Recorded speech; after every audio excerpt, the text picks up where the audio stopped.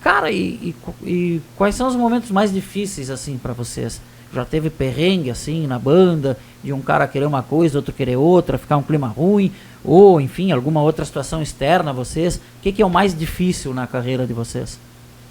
Vai, Thiagão. Fala, querem falar, Guris, fala um pouco, Thiagão. Vai lá, Thiagão. Fala um pouco. Quer que eu comece? Vai.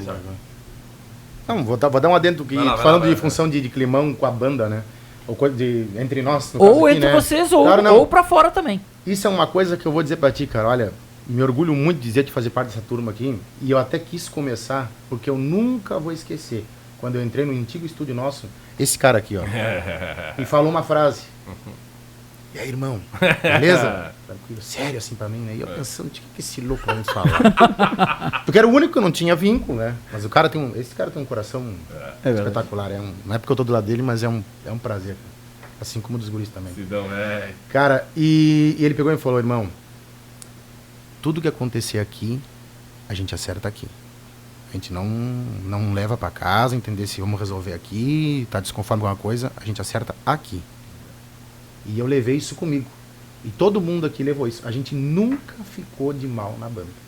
Caramba. Eu não gosto de Nunca vocês. a gente ficou. Nunca a gente ficou. Claro que tem circunstâncias que eu quero esganar o Tainan, entendeu?